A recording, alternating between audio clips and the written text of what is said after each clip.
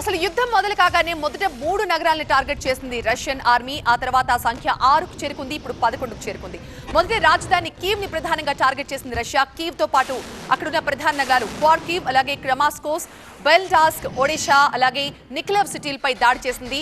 ఆ 6 నగరాల్లో ఉన్న ఎయిర్ బేస్ల్ని కూడా స్వాధీనం చేసుకోబోతోంది. ప్రధానంగా రష్యన్ ఆర్మీ టార్గెట్ యుక్రెయిన్ నుంచి ప్రతిఘటన ఎదురు కాకూడదు, వాళ్ళు యుద్ధానికి సన్నద్ధమయ్యే లోపే వాళ్ళని నిలువరించే ప్రయత్నం చేస్తోంది.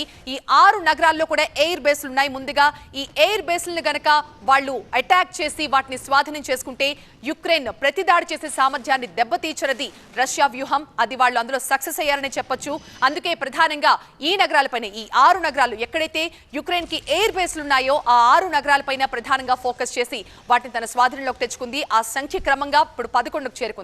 ప్రతి 10 నిమిషాలకి ఒక నగరాన్ని ఆక్రమించుకుంటూ వెళ్ళిపోతోంది. మరోవైపు యుక్రెయిన్ ప్రతిఘటించలేని నేపథ్యంలో యుక్రెయిన్ లో ఉన్న అన్ని ప్రధాన నగరాల్లో వార్ అలారం మోగించినట్టుగా తెలుస్తోంది. ప్రజలంతా కూడా దయచేసి సురక్షిత ప్రాంతాలకు వెళ్ళిపోండి, బంకర్స్ లో తలదాచుకోండి అంటూ గత కొద్ది రోజులుగా ప్రజలని సమాయత్తం చేస్తోంది యుక్రెయిన్ కూడా. ఆస్తి నష్టం ఖచ్చితంగా భారీగా ఉంటుంది. అది ఎవరు ఊహించలేనంత ఆస్తి నష్టం అయితే ఖచ్చితంగా జరుగుతుంది. బట్ ప్రాణ నష్టాన్ని అవాయిడ్ చేయడానికి మాత్రం యుక్రెయిన్ కొన్ని చర్యలు తీసుకున్నట్టుగా తెలుస్తోంది. బట్ అది ఎంతవరకు సత్ఫలితాలను ఇస్తుందనేది కూడా మనకి ఇంకా తెలియాల్సి ఉంది. యుక్రెయిన్ పై రష్యా బాంబుల వర్షం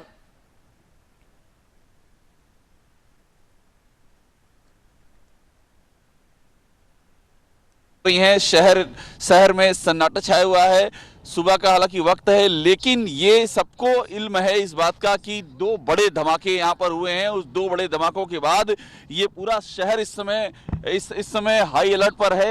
और एक जानकारी ये भी मैं आपको बता दूं कि ये जो यहाँ पर जहाँ मैं जा रहा हूँ, ब्लैक सी यानी कि जो पोर्ट है ओडेसा का, वहाँ पर ओडिशा के उस पोर्ट पर वहाँ पर भारी डिप्लॉयमेंट वहाँ पर किया गया है। वहाँ पर जो नेवल गार्ड हैं यूक्रेन के, वो वहाँ पर पूरी तरह से तैनात है, क्योंकि क्रीमिया के रास्ते इसी ओडेसा ब्लैक सी होते हुए रूस का ये बात लगातार ये आशंका गहराती जा रही है कि सबसे पहले इसी पर कब्जा हो सकता है।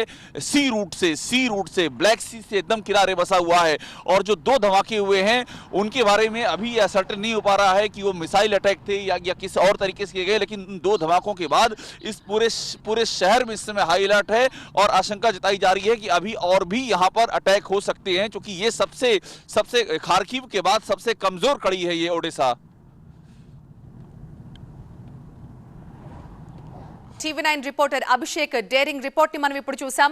మొత్తం నగరాలన్నీ కూడా అలర్ట్ అయిపోయాయి, మొత్తం నిర్మానుష్యంగా మారిపోయాయి.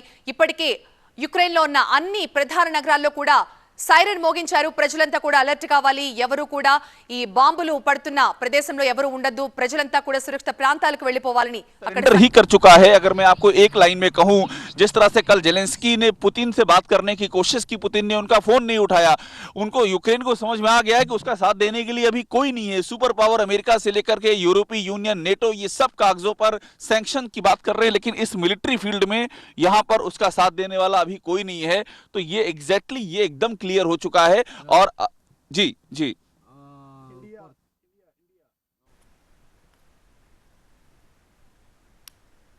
कहा जा रहा है इधर। ओके ओके ओके, रोक, इधर इधर इधर इधर इधर इधर इधर इधर इधर